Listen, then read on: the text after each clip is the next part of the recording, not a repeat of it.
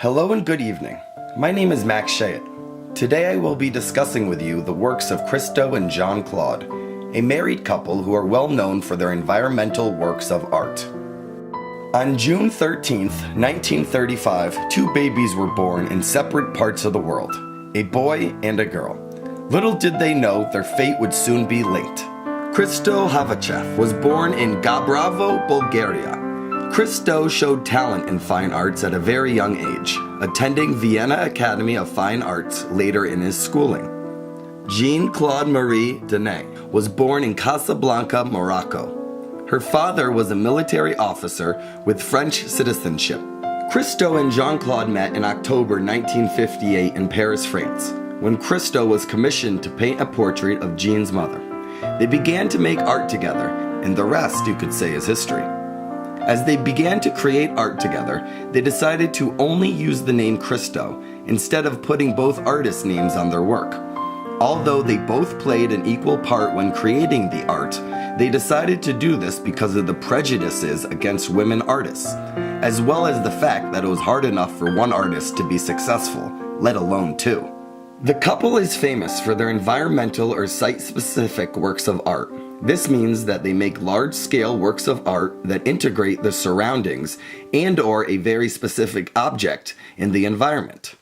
The couple collaborated on their first environmental art installation in 1961 called Dockside Packages, in which they covered barrels at the port of Cologne in Germany.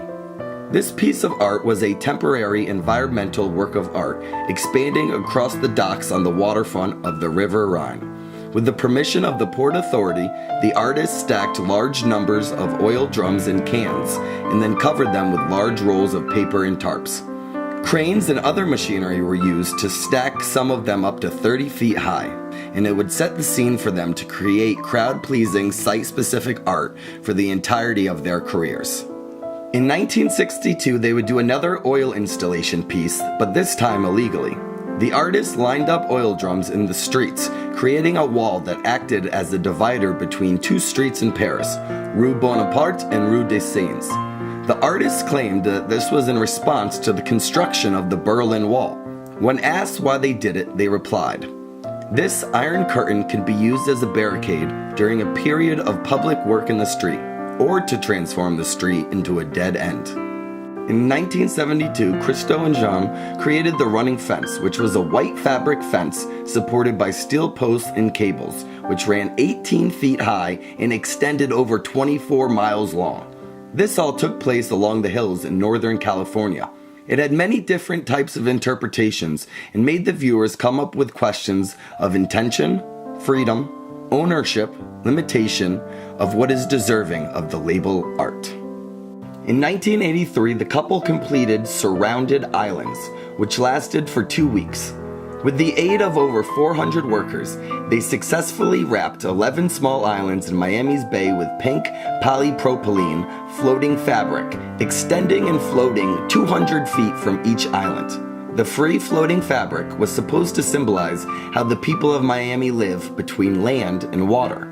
While there were some environmental concerns from citizens as to having floating fabric in the ocean and how it might affect ocean life, they were unnecessary, as Jeanne-Claude and Christo consulted with marine biologists and engineers to make sure that they would not be harmful in any effect. In addition, as they were cleaning up the bay, they ended up pulling out over 40 tons of excess garbage. By 1991, they worked on a joint piece of art that would take place in two parts of the world called the umbrellas. They placed 1,760 yellow umbrellas in Tijon Ranch in California and 1,340 blue umbrellas in Ibakara, Japan at the same time. This required over 2,000 workers and $26 million to install. Christo referred to it as a symphony in two parts.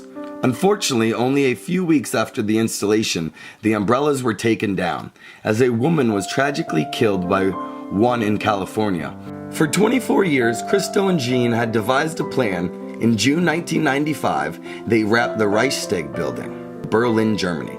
They needed about 9.7 miles of blue rope and used over 1 million square feet of fabric. and required 90 professional climbers and 120 workers to put it up. The Reichstag building has gone through many changes since it was built in 1894, as it was almost destroyed in 1933 and 1945, then restored in the 1960s. Despite this, it has stood as a symbol of democracy, and with its main features and structure being outlined by the fabric that wrapped it, the symbolic message was conveyed. In 2005, I was lucky enough to attend one of my favorite projects of theirs, The Gates, in Central Park in New York City. They were standing there between February 12, 2005 and February 27, 2005. For this installment, the artists organized 7,503 orange gates, all built 5 feet high and draped with orange fabric over the gates. They placed them in a line stretching 37 kilometers, all through Central Park. It was such a magnificent sight to see. When asked about their meaning, Jeanne replied, "It has no purpose. It is not a symbol. It is not a message. It is only a work of art." Unfortunately, Jeanne passed away in 2009 at the age of 74 from a brain aneurysm. Although Christo misses the love of his life every day, he continues to create environmental art. I hope you enjoyed my review of the works of Christo and Jeanne-Claude. They truly stepped outside of the box with each of their creations and were able to show people how objects in the environment and landscapes can be seen differently. I find each of their installations awe-inspiring, and I hope that you do too.